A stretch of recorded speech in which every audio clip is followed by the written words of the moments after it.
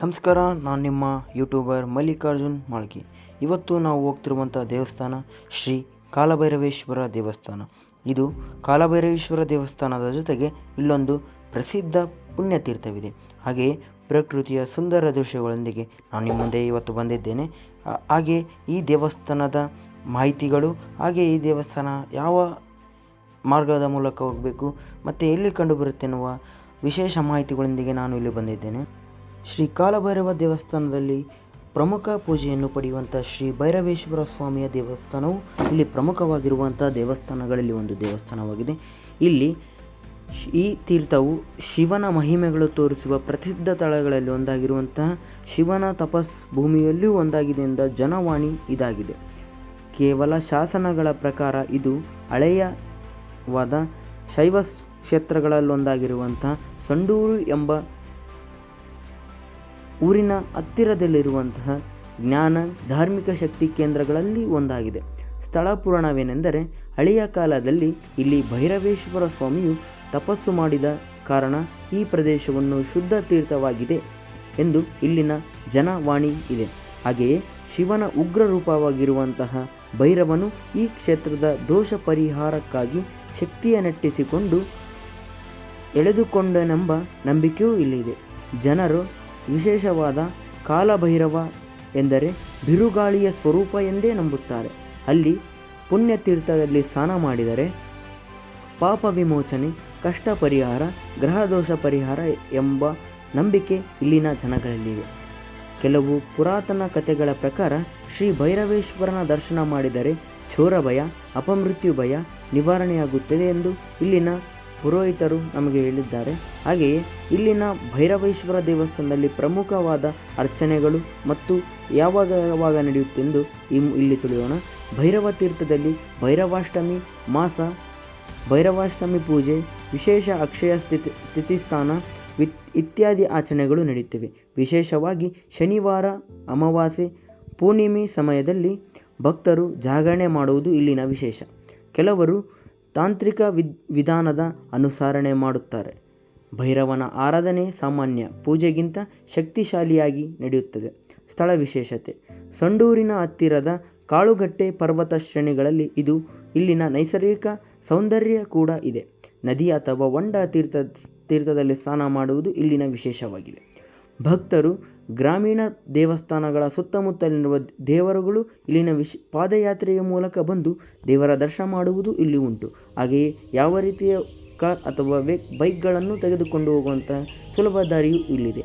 ಸಂಡೂರಿನಿಂದ ಶ್ರೀ ಕಾಲಭೈರವೇಶ್ವರ ದೇವಸ್ಥಾನ ಸುಮಾರು 16ರಿಂದ 17 ಕಿಲೋಮೀಟರ್ ದೂರದಲ್ಲಿದ್ದು, ಈ ಕ್ಷೇತ್ರದಲ್ಲಿ ಭೈರವ ತೀರ್ಥ ಶಕ್ತಿ ಕ್ಷೇತ್ರವಾಗಿದೆ. ತಪೋಭೂಮಿ, ಪಾಪ ಪರಿಹಾರ ತೀರ್ಥ ಎಂದು ಪ್ರಸಿದ್ಧ ಸ್ಥಳ ಪುರಾಣವೂ ಇದಾಗಿದೆ. ಶಿವನ ಭೈರವ ರೂಪದ ಶಕ್ತಿಯ ಅರಿವಿನಿಂದ ಜನಸಾಮಾನ್ಯರು ಆಳವಾಗಿ ನೆಲೆಸಿದ್ದಾರೆ. ನಿಮಗೆ ಈ ದೇವಸ್ಥಾನಕ್ಕೆ ಹೋಗುವ ಮಾರ್ಗ ಯಾವ ರೀತಿ ಇದೆ ಎಂದರೆ, ಸಂಡೂರಿನಿಂದ ತಾರಾನಗರ ಎಂಬ ಗ್ರಾಮಕ್ಕೆ ತಲುಪಿ ಆ ಗ್ರಾಮದಿಂದ ಒಳಮಾರ್ಗವಾಗಿ ಬೆಟ್ಟ ಪ್ರದೇಶಗಳ ನಡುವೆ ಈ ದೇವಸ್ಥಾನಕ್ಕೆ ಹೋಗಬೇಕು. ಸ್ಥಾಪನೆಯ ಇತಿಹಾಸ: ಬಹುತೇಕ ಶಿಲಾಶಾಸನದ ಪ್ರಕಾರ ಈ ಕ್ಷೇತ್ರವು ಸುಮಾರು ಹಳೆಯ ಶೈವ ಧಾರ್ಮಿಕ ತೀರ್ಥಕ್ಷೇತ್ರಗಳಲ್ಲಿ ಒಂದಾಗಿದೆ. ಭೈರವನು ಶಿವನ ರೌದ್ರ ರೂಪವಾಗಿದ್ದು, ಅನೇಕ ಶಕ್ತಿಪೀಠಗಳಲ್ಲಿ ಉಗ್ರ ತಾಂತ್ರಿಕ ಆರಾಧಕರಿಗೂ ಇಲ್ಲಿ ಪ್ರಮುಖ ಸ್ಥಾನವನ್ನು ತಪಭೂಮಿ ಇದಾಗಿದೆ. ಸ್ಥಳ ಪುರಾಣವು ಹೇಳುವುದೇನೆಂದರೆ, ಇದು ಒಂದು ಕಾಲದಲ್ಲಿ ಶಕ್ತಿಶಾಲಿ ಋಷಿಗಳ ತಪೋಭೂಮಿಯಾಗಿದೆ ಎಂದು ಇಲ್ಲಿನ ಸ್ಥಳ ಪುರಾಣ ತಿಳಿಸುತ್ತದೆ. ಹಾಗೆಯೇ ಇಲ್ಲಿಯೂ ಕೂಡ ಸಾಕಷ್ಟು ತಪಸ್ಸು ಮಾಡಿರುವಂತಹ ಕುರಾಹೆಗಳು ಇಲ್ಲಿ ಕಂಡುಬರುತ್ತದೆ. ಸ್ಥಳ ಪುರಾಣ ಪೂರ್ವದಲ್ಲಿ ಮಹಾ ತಪಸ್ವಿಗಳಾಗಿದ್ದ ಋಷಿಗಳು ಇಲ್ಲಿ ತಪಸ್ಸು ಮಾಡಿದ್ದಾರೆ ಎಂಬ ತಿಳುವಳಿಕೆ ಇಲ್ಲಿ ಕಂಡುಬರುತ್ತದೆ. ಶಿವನ ಉಗ್ರ ರೂಪವಾಗಿರುವಂತಹ ಕಾಲಭೈರವ ಸ್ವಾಮಿ ನೆಲೆಸಿರುವುದೇ ಇಲ್ಲಿನ ವಿಶೇಷವಾಗಿದೆ. ಹಾಗೆಯೇ ತಾರಾನಗರಿನಿಂದ ಕಾಡಿನ ದಾರಿಯ ಮೂಲಕ ನಿಮ್ಮ ವಾಹನಗಳು ಅಥವಾ ಬೈಕಿನ ಮೂಲಕ ಈ ಪ್ರದೇಶವನ್ನು ತಲುಪಬಹುದು. ಹಾಗೆಯೇ ಕಾಲಭೈರವ ದೇವಸ್ಥಾನದ ಹತ್ತಿರವಿರುವಂತಹ ತೀರ್ಥಸ್ನಾನ ಮಾಡುವುದರಿಂದ ಪುಣ್ಯ ಪ್ರದಾನವಾಗುತ್ತದೆ. ಇದೇ ನೋಡಿ ಶ್ರೀ ಕಾಲಭೈರವೇಶ್ವರ ಸ್ವಾಮಿಯ ಮೂರ್ತಿ, ಹಾಗೆಯೇ ಒಳಾಂಗಣದ ಪ್ರವೇಶವಾಗಿದೆ. ಹಾಗೆಯೇ ಇಲ್ಲಿನ ವಿಶೇಷ ಪೂಜೆ ಪಡೆಯುವಂತಹ ವಿಗ್ರಹವು ಇದಾಗಿದೆ. ಇಲ್ಲಿ ನೋಡ್ತಾ ಇರ್ಬೋದು, ಶ್ರೀ ಕಾಲಭೈರವೇಶ್ವರ ದೇವಸ್ಥಾನದ ಪಾದವಿದಾಗಿದೆ. ಹೀಗೆ ನೋಡಿ ದೇವಸ್ಥಾನದ ಎಲ್ಲ ವಿಡಿಯೋನ ಸಂಪೂರ್ಣ ಮಾಹಿತಿಯನ್ನು ಇಲ್ಲಿ ತಿಳಿಸ್ಕೊಡ್ತೀವಿ. ನೋಡ್ತಾ ಇರ್ಬೋದು, ದೇವಸ್ಥಾನದಿಂದ ಭೈರವ ತೀರ್ಥದಿಂದ ಹೊರಬರುವಂತಹ ಶುದ್ಧವಾಗಿರುವಂತಹ ನೀರು ಇವಾಗಿದೆ. ಹಾಗೆ ನೋಡ್ತಿರ್ಬೋದು, ಇದು ಮಳೆ ಬಂದ ಕಾರಣ ಅತಿ ಹೆಚ್ಚಾದ ನೀರು ಇದ್ದ ಕಾರಣ ಈ ಮೂಲಕ ಹೊರಬರುವಂಥ ಒಂದು ದೃಶ್ಯವಾಗಿದೆ. ಹಾಗೆಯೇ ಇದು ಕಂಡುಬರುವುದು ತಾರನಗರದ ಹತ್ತಿರ.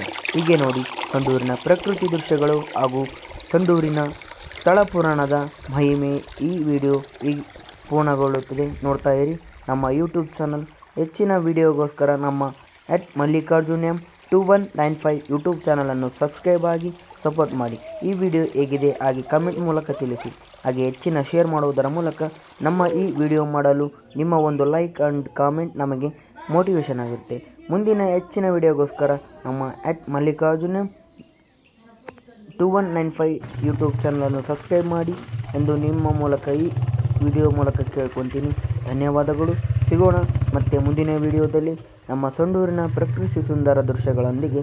ಮುಂದಿನ ವಿಡಿಯೋದಲ್ಲಿ ನಾನು ಸಿಗುತ್ತೀನಿ. ನಾನು ನಿಮ್ಮ ಮಾಳ್ಗಿ ಮಲ್ಲಿಕಾರ್ಜುನ್. ಧನ್ಯವಾದಗಳು.